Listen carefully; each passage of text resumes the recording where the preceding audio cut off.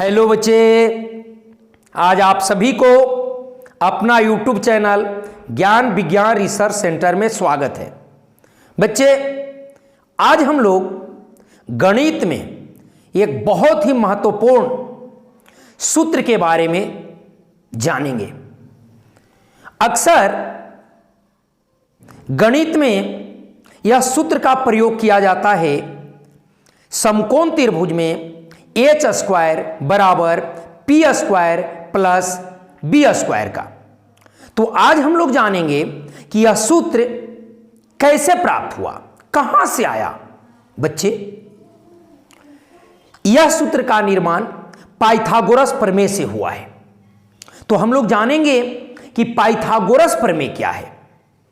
Pythagoras Thales के शिष्य थे, जिन्होंने समकोण त्रिभुज के संबंध में बतलाया कि समकोण त्रिभुज में कर्ण का वर्ग अन्य दो भुजा अर्थात लंब और आधार के वर्गों के जोगफल के बराबर होता है।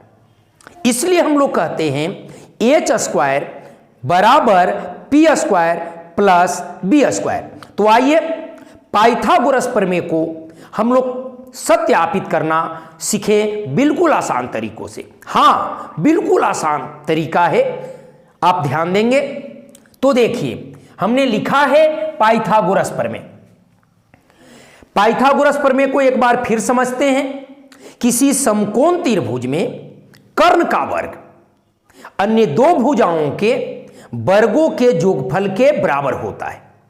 इसी को हम लोग कहते हैं पाइथागोरस प्रमेय, अर्थात इसी से प्राप्त हुई है एच स्क्वायर बराबर P square plus B square. तो हम एक समकोण त्रिभुज लेते हैं। यह एक समकोण त्रिभुज है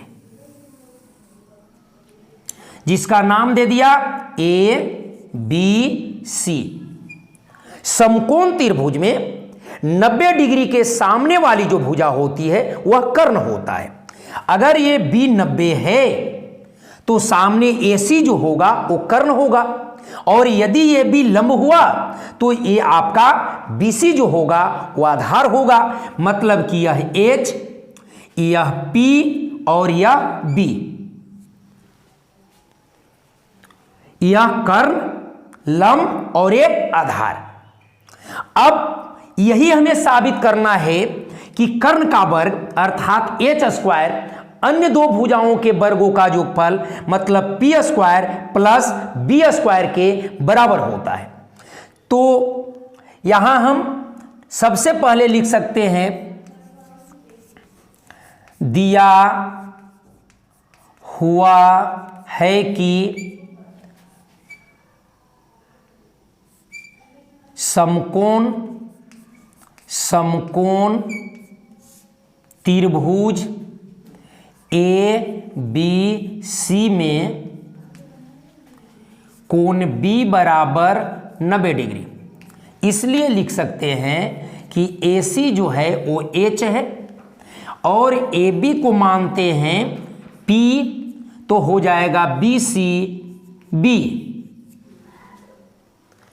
अब बच्चे, हम इसे प्रमाणित करने के लिए हमें एच स्क्वायर बराबर P square plus B square लाने के लिए हम एक रचना करते हैं। तो यहां से एक लंब खींचते हैं जो एसी के डी पर मिलता है। बिल्कुल हमने बी से एक लंब खींचा जो एसी के डी पर मिलता है। अब यहां हमें जो सिद्ध करना था यहां पर लिख देंगे, सिद्ध करना है कि एच स्क्वायर बराबर P square plus B square. रचना में लिखेंगे बी डी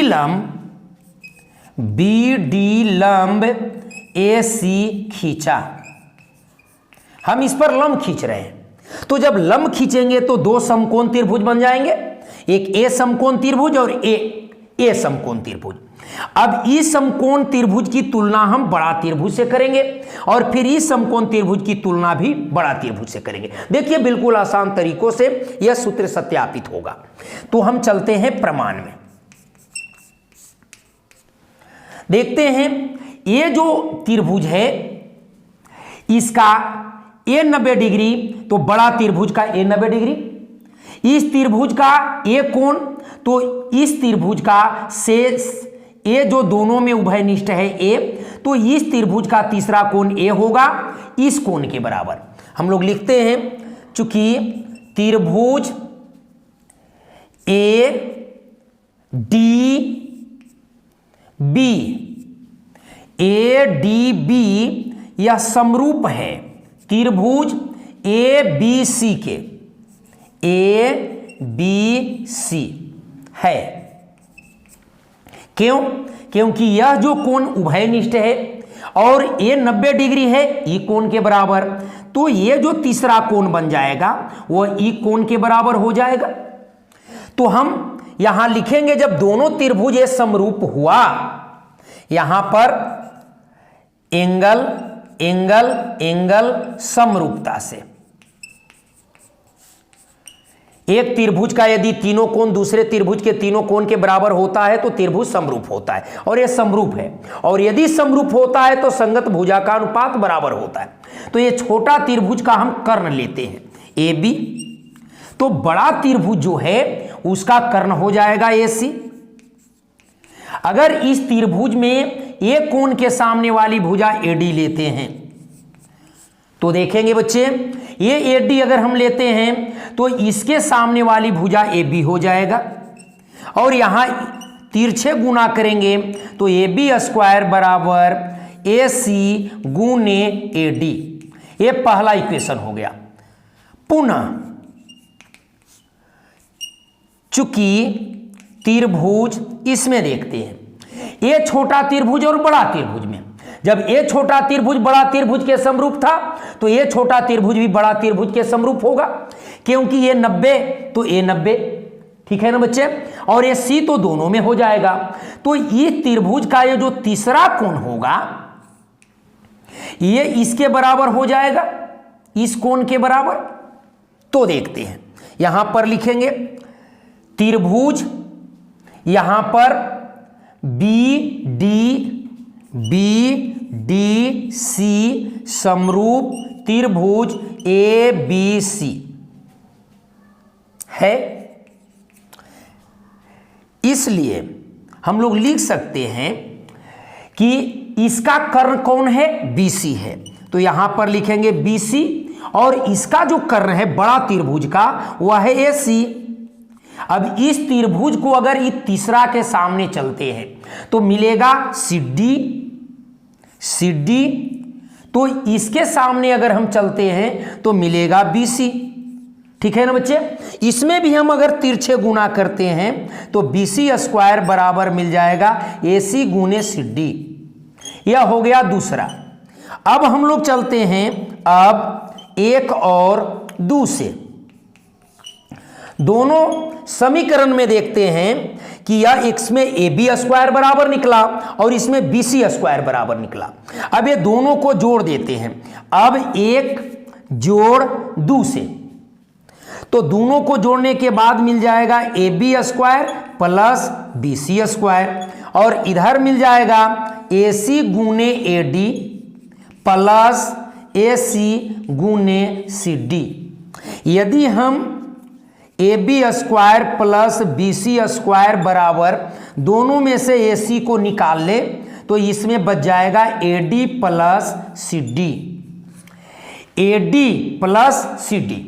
अब हम लोग देखते हैं कि यदि हम AD और CD को जोड़ दें तो पूरा AC हो जाएगा बच्चे। हाँ बिल्कुल सही समझा। यदि यहां से यहां तक AD है और यहां से यहां CD है, यदि हम जोड़ देते हैं तो मिल जाएगा AC। तो इसके जगह पर हम लिख सकते हैं कि चूंकि AD प्लस CD बराबर AC, इसलिए क्या हो जाएगा AB square plus BC square बराबर AC गुने AC। और जब AC में AC से गुना करेंगे तो क्या हो जाएगा, AC स्क्वायर। तो यहां हो गया AB square plus BC square बराबर AC स्क्वायर। इसी को उलट देते हैं, इसलिए AC स्क्वायर बराबर AB square plus BC square. और ध्यान देना है कि AC जो है वो क्या है, H है, तो H स्क्वायर हो जाएगा। और AB कितना है, तो P है, तो P स्क्वायर हो जाएगा और ये B स्क्वायर हो जाएगा। यही हमें सूत्र साबित हो गया पाइथागोरस प्रमेय के अनुसार H स्क्वायर बराबर P square plus B square. बच्चे बिल्कुल सरल तरीका से हमने पाइथागोरस प्रमेय को प्रमाणित किया, अर्थात सूत्र को सत्यापित किया कि H स्क्वायर बराबर P square plus B square. यदि आपको ये पढ़ाई बिल्कुल अच्छी लगी हो, समझ में आया हो, तो आप इस चैनल को लाइक, सब्सक्राइब, शेयर जरूर करें ताकि नए नए वीडियो के साथ मिलता रहूं। धन्यवाद।